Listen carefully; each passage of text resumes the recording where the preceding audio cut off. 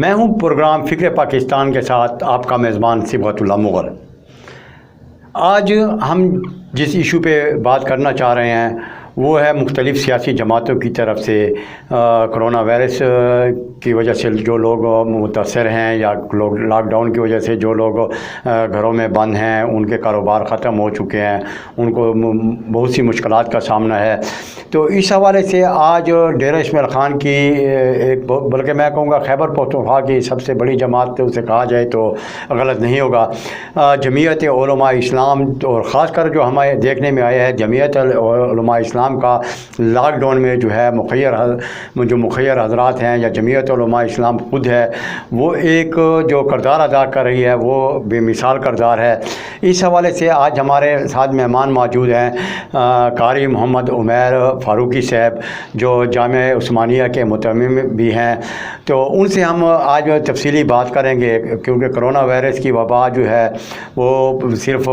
ڈیرہ اسماعیل خان نہیں، پورے پاکستان کا مسئلہ ہے بلکہ پوری دنیا کا مسئلہ ہے۔ تو قاری محمد عمیر فاروقی صاحب، آپ ہمیں بتائیے گا، آپ ایک بہت بڑی جماعت سے تعلق رکھتے ہیں اور ڈیرہ اسماعیل خان ڈسٹرکٹ کے آپ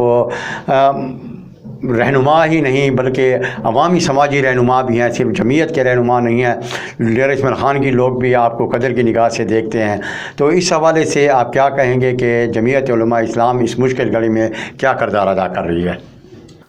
بسم اللہ الرحمن الرحیم۔ سب سے پہلے تو میں آپ کا بہت مشکور ہوں کہ آپ نے مجھے یہاں بلایا اور جمعیت علماء اسلام کی وساطت سے بلایا، اور جس طرح کہ آپ کو معلوم ہے کہ جمعیت علماء اسلام ایک مذہبی سیاسی جماعت ہے، اور جمعیت علماء اسلام عوامی خدمت میں ہر موقع پر اول دستے کا کردار ادا کرتی ہے۔ ہمیں ہمیشہ ایک شکوہ رہتا ہے کہ میڈیا ہمیں وہ کوریج نہیں دیتا جو ہمارا حق بنتا ہے، لیکن آپ کا شکریہ کہ آپ نے ہماری آواز عوام تک پہنچانے کے لیے ہمیں دعوت دی۔ اس حوالے سے سب سے پہلے تو میں یہ بات کروں گا کہ جمعیت علماء اسلام نے جو اس کرونا وبا کے اندر جو عوامی خدمت کا بیڑا اٹھایا ہے وہ اپنی جماعت کے لیے نہیں اٹھایا بلکہ عوام کے لیے اٹھایا۔ اس میں یہ نہیں دیکھا گیا کہ یہ فرد جمعیت علماء اسلام کا کارکن ہے یا نہیں ہے، یا اس کے ساتھ اس کا کوئی تعلق ہے یا نہیں ہے۔ صرف غریب، مسکین اور مستحق لوگوں تک جمعیت علماء اسلام راشن پہنچا رہی ہے، اور اس لحاظ سے ہمارا ڈیرہ اسماعیل خان بھی ایک مثال ہے۔ اور قاری صاحب، میں آپ کی بات کو کاٹ رہا ہوں، تھوڑا سا یہ بتانا پسند کریں گے کہ اب تک جمعیت علماء اسلام، اس میں کوئی شک نہیں ہے، ڈیرہ اسماعیل خان میں اگر اس ٹائم کوئی سیاسی جماعت کام کر رہی ہے تو شک سے بالا تر بات ہے وہ جمعیت علماء اسلام ہے،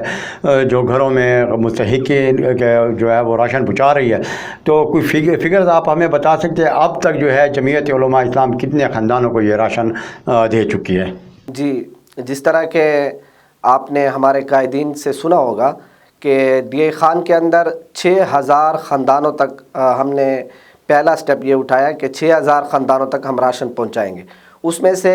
4000 خاندانوں تک ان کے گھر تک راشن پہنچایا جا چکا ہے، یہ نہیں کہ دیا جا چکا ہے، پہنچایا جا چکا ہے۔ اور ہم اپنے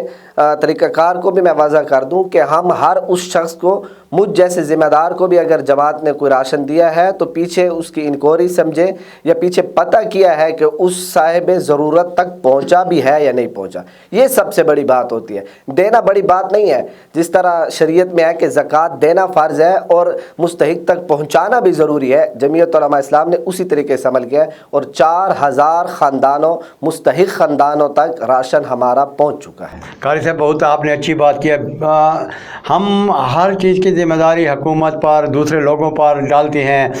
مثال ہے کہ جب آپ اس کار خیر میں جمعیت علماء اسلام ایک بہت اچھا قدم اٹھایا ہوا ہے، اقدام کر رہی ہے، تو لیکن کیونکہ وہ کہتے ہیں کہ بولنے والے تو اللہ تعالیٰ کے خلاف بھی بولتے ہیں، لیکن اس میں کوئی شک نہیں ہے جو جمعیت علماء اسلام یہ کردار ادا کر رہی ہے، مستحق افراد کو راشن پہنچا رہی ہے، تو کیا کوئی ایسا میکینزم بنایا گیا ہے کہ یہ واقعی، کیونکہ اکثر ہمارے لوگ یہ ہے جب سیلاب کا مسئلہ تھا تو ایسے لوگ تھے کہ جو مستحق نہیں تھے انہوں نے اپنے گھروں کو بھرا تھا، اور اس موقع پر کوئی ایسا تو نہیں ہو رہا کہ آپ کی طرف سے تو امداد دی جا رہی ہو، مثالیں مجھے آپ نے دے دیے 50 تھیلے کہ یار میں نے آپ کو لسٹ دی کہ یار مجھے یہ 10 20 30 گرانوں کا راشن دے، اور وہ میں نے مستحقین کے بجائے اپنے گھر میں رکھ لی ہو، اس حوالے سے کوئی آپ اقدامات یا اس طرح کا کوئی سسٹم ہے آپ کے پاس کہ آپ پتہ کریں کہ واقعی جو کسی کو دیا گیا ہے وہ لوگوں تک پہنچ رہا ہے؟ جی الحمدللہ تقریباً تو مستحقین تک پہنچ چکا ہے، اور میں عرض کر چکا ہوں کہ ہمارا یہی طریقہ کار ہے کہ جماعت اس مستحق کا موبائل نمبر، شناختی کارڈ نمبر، پورا پتہ وصول کرتی ہے، اور پیچھے اس کے موبائل نمبر پہ کال کر کے پتہ کیا جاتا ہے کہ آپ تک راشن پہنچا ہے یا نہیں پہنچا۔ اب ایک دو جگہ اگر اکا دکا کوئی مسٹیک ہو گئی کسی شخص سے، اور وہ تو اس شخصیت کا معاملہ ہوتا ہے، اس کو جماعت پر نہیں ڈالا جا سکتا۔ الحمدللہ تقریباً میں دعوے سے کہہ سکتا ہوں کہ 99% ہمارا راشن مستحقین تک پہنچا ہے، اور پیچھے جو جس طرح آپ کہہ رہے ہیں سیلاب میں یا اس جگہ اس طرح کوئی ہوا ہے، تو ہم جو دیکھ رہے ہوتے ہیں اس سے سیکھتے ہیں اور عوام کی رائے کو مد نظر رکھتے ہیں۔ جمعیت علماء اسلام ایک عوامی جماعت ہے، اور عوام کے اندر رہ کے کام کیا جائے تو میرا خیال میں یہ مسائل کم ہوتے ہیں۔ اگر ہم اپنی کوٹھیوں میں، بنگلوں میں بیٹھ کر یا اپنے ہاؤسز میں بیٹھ کر وہاں سے اپنے لوگوں کے ذریعے عوام تک راشن پہنچائیں گے تو اس میں گڑبڑ ہو جاتی ہے۔ جمعیت علماء اسلام عوامی جماعت ہے، مجھ جیسے عام آدمی یا جو بھی ہو، عوام تک راشن پہنچانا یہ جمعیت علماء اسلام کے لیے کوئی ایشو نہیں ہے۔ جی آپ نے قاری محمد عمیر صاحب بہت اچھی باتیں کی ہیں اس حوالے سے۔ کرونا وائرس کیونکہ یہ ایک ورلڈ لیول کا اب مسئلہ بن چکا ہے، ہمیں احتیاطی تدابیر اپنانی چاہیے، تو آپ ایک عالم دین اور ایک جس طرح مدرسہ عثمانیہ آپ چلا رہے ہیں،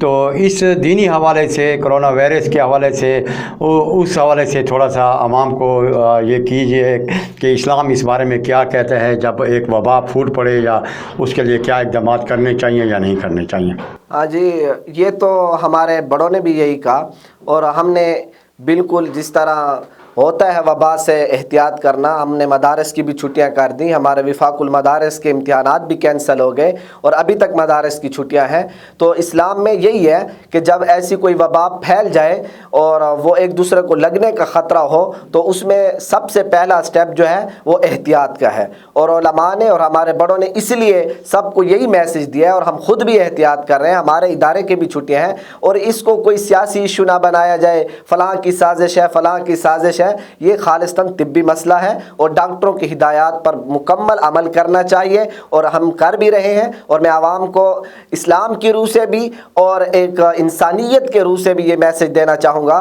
کہ اس میں بھرپور احتیاط کریں، اور اسلام اسی چیز کا درس دیتا ہے۔ اور پہلے بھی اسلام کے اندر جتنی بھی بیماریاں آئیں، وبائیں آئیں جو لگنے والی ہوتی ہیں، جیسے طاعون کی بیماری حضرت عمر کے دور میں آئی تو حضرت عمر نے شام اور عراق کی سرحدوں کو بند کر دیا تھا، اور خود بھی وہاں تشریف نہیں لے گئے تھے۔ شریعت میں یہی ہے کہ جب کوئی پھیلنے والی وبا ہو تو اس سے احتیاط ہر مسلمان، ہر انسان پر لازم ہے۔ جی قاری محمد عمیر فاروقی صاحب، آپ سے بہت اچھی باتیں ہوئی ہیں، تو آپ سے ایک چھوٹا سا سوال ہے کہ یہ ڈیرہ اسماعیل خان میں کیا یہ امداد کا آپ کا جو جمعیت علماء اسلام کی طرف سے، مولانا فضل الرحمان کی جو جمعیت علماء اسلام ہے اس کی طرف سے جو یہ امداد دی جا رہی ہے، یہ صرف شہر کے حد تک محدود ہے یا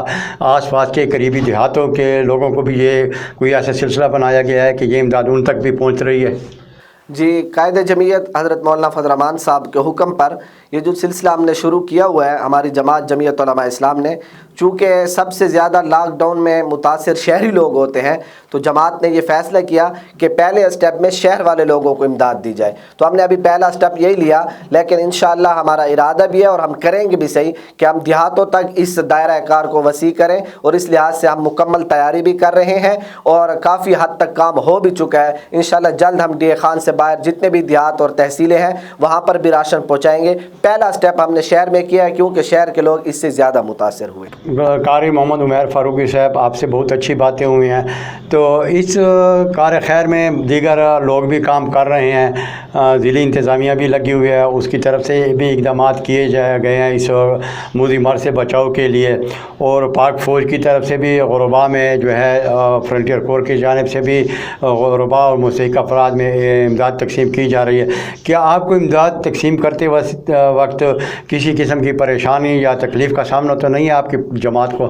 نہیں جی، میں پہلے بھی یہی کر چکا ہوں کہ جمعیت علماء اسلام عوامی جماعت ہے. جب بندہ عوام کے اندر ہو تو پھر کسی قسم کی مشکلات نہیں ہوتی. ہاں یہ ضرور ہے کہ وبا کا جو دائرہ ہے وہ بہت وسیع ہے اور ہر بندہ متاثر ہے, ہر سفید پوش ہر بندہ اس سے متاثر ہے. تو ظاہر ہے متاثرین زیادہ ہوں اور امداد کم ہو تو مسائل ہوتے ہیں, لیکن میرے خیال میں ہمیں کسی قسم کی رکاوٹ نہیں آئی. اگر آئے بھی صحیح تو خدمت خلق میں جمعیت علماء اسلام رکاوٹیں نہیں دیکھتی. اپنا مشن ہم انشاءاللہ پورا کریں گے. قاری صاحب آپ سے میرا یہ سوال ہے, کیونکہ اس ٹائم جو حالات ہیں پاکستان کے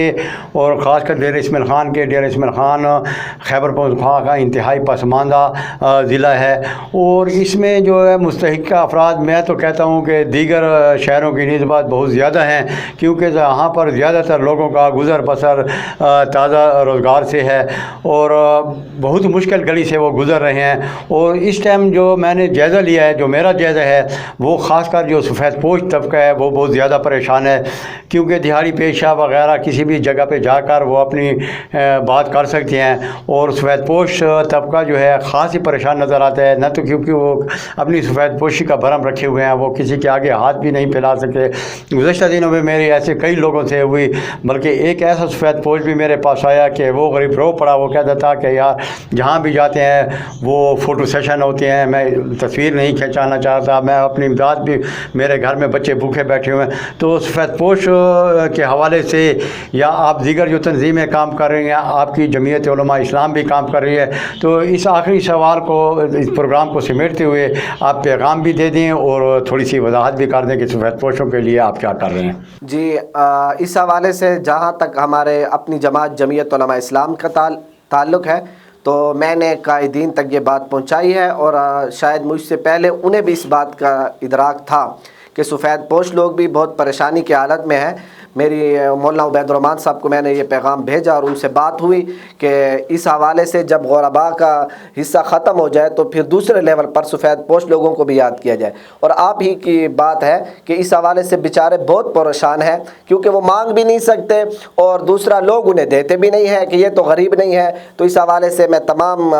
جو حضرات یہ راشن تقسیم کرتے ہیں, ہماری جماعت کے ہیں یا دوسرے جو لوگ اپنی طرف سے کر رہے ہیں, ان کو یہی میسج دوں گا کہ سفید پوش لوگوں کا بھرپور خیال کریں. بالخصوص میں اپنے مکتب کے لوگوں کا, یعنی جس طرح مسجد کا امام ہے, مؤذن ہے, خادم ہے, تو وہ بھی اس چیز کے بہت زیادہ مستحق ہیں, ان کا بھی خصوصی خیال کیا جائے. اور جہاں تک آپ نے فوٹو سیشن کی بات کی, اس حوالے سے ہماری جماعت جمعیت علماء اسلام کی واضح پالیسی ہے کہ کسی کو دل آزاری نہ ہو فوٹو کھینچ کر اور اس کو اپلوڈ کرنا. اس حوالے سے جماعت کا کوئی لایا عمل نہیں, اگر کوئی شخص کرتا ہے تو اس کا انفرادی عمل ہے. ہمارے اکابر نے اس چیز سے منع کیا ہے. میں آپ کو یہی میسج دوں گا کہ چھپ کے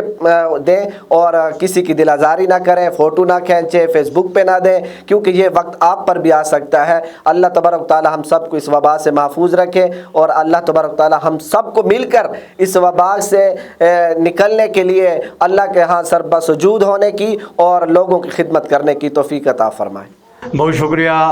قاری محمد عمیر فاروقی صاحب, آپ سے بہت اچھی ہماری یہ بات ہوئی کہ جس طرح آپ نے کہا کہ سفید پوش طبقے کا خیال رکھنا چاہیے. بالکل میں اس پلیٹ فارم سے, ضلعی انتظامیہ سے, پاک فوج سے, جمعیت علماء اسلام سے اور دیگر جو مخیر حضرات ہیں جو امداد کر رہے ہیں, تو وہ سفید پوش کے طبقے کا خصوصی خیال رکھیں, کیونکہ وہ طبقہ نہ تو کسی کے آگے ہاتھ پھیلانے کے قابل ہے, وہ اپنے اور جو بھی امداد کرنا چاہتا ہے وہ ہر بندے کو, ہر علاقے کے, ہر جماعت کے لوگ موجود ہیں, ان کو پتہ ہے. اور کسی پہ ایسی تنقید بھی نہ کریں کہ ایک سفید پوش کو دیکھتے ہیں اور ہم کہتے ہیں کہ یار یہ اس کے تو اتنے وسائل ہیں, اور یہ ہو سکتا ہے کہ وہ اس کے گھر میں بچے بھوکے بیٹھے ہوئے ہوں اور وہ اپنی سفید پوشی کا بھرم رکھتا ہے, اور اگر اسے کوئی امداد ملتی ہے تو ہمیں اسے تنقید کا نشانہ نہیں بنانا چاہیے. ہو سکتا ہے اس ٹائم اس کے گھر کے بچے بھوکے بیٹھے ہوں, اس کی ضرورت ہو. تو پروگرام فکر پاکستان دیکھتے رہیے. انشاءاللہ اگلے نئے موضوع کے ساتھ اور نئے مہمان کے ساتھ پروگرام فکر پاکستان کے ہم آپ کے سامنے حاضر ہوں گے. شکریہ قاری محمد عمیر فاروقی صاحب کہ آپ نے ہمیں قیمتی وقت دیا. شکریہ.